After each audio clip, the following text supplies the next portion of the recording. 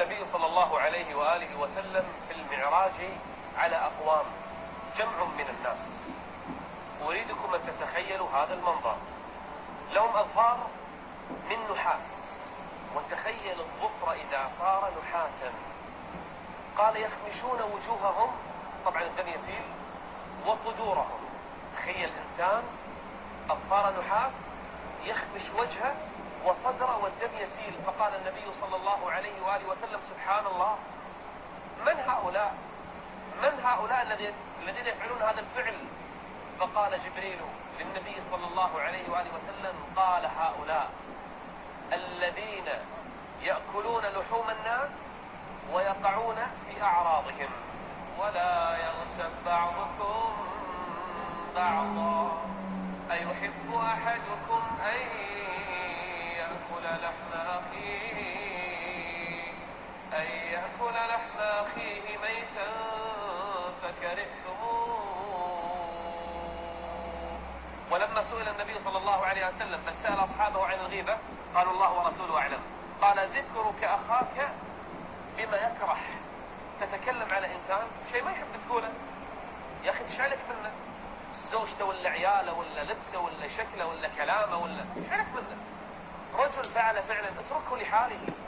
بعض الناس مثل ما قال ابن القيم عنهم، تجده متورعا عن الفواحش كلها، حتى السنن يفعلها ما شاء الله عليه، لا صغيرة ولا كبيرة إلا متورع عنها. قال ولسانه يثري في الأحياء والأموات ولا يبالي. ما يلفظ من قول،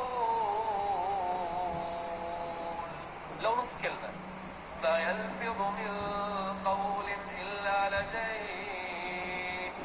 لديه رقيب عتيد. الحسن البصري يوم من الأيام سمع أن قوما اغتابوه، تكلموا عليه، فأراد أن يعظهم. تدرون ايش سوى؟ أخذ سلة من الرطب فأرسلها هدية إليهم. ناس يغتابونه، يرسل إليهم هدية. قال علمت أنكم أعطيتموني من حسناتكم. أنت لما تغتاب إنسان، والله لو فاجر، والله لو إنسان رايح فيها، تتكلم عليه، تعطيه صلاتك، صلاة الفجر تعطيه إياه، تعطيه قيام الليل، تعطيه صيام النهار، تعطيه قرآنك الذي تقرأه، تعطيه صدقاتك التي تصدق بها، كلها تعطيها إياه. حرام تتعب وتنصب وتصلي وتصوم وتوزع حسناتك على البشر. قال تعطونا من حسناتكم ولم نجد أفضل من هذه الهدية نعطيكم إياها. ولا يغتب بعضكم بعضا أيحب أحدكم أن يأكل لحم أخيه ميتا فكرهتموه. أنا لو كنت في مجلس وفي غيبة وفي إنسان يتكلم على إنسان مو حاضر بما يكره، أقول يا فلان جزاك الله خير، اسكت، لا تتكلم عليه، اتق الله في نفسك وامسك عليك لسانك، قل خيرا أو اصمت. لو أصر، لو أراد أن يقولها مرة ومرتين، رد عن عرض أخيك. تعرف شنو أجرك؟ من رد عن عرض أخيك رد الله عن وجهه النار يوم القيامة. يوكل الله لك ملكا يوم القيامة يحفظك من جهنم.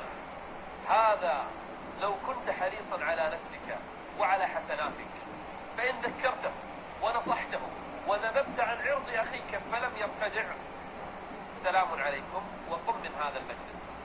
إياك أن تجلس في مجلس يغتاب أحدا، بل والله هناك مجالس مغيبة، سب لله ولرسوله، كلام فاحش، بديء، كلام قذر.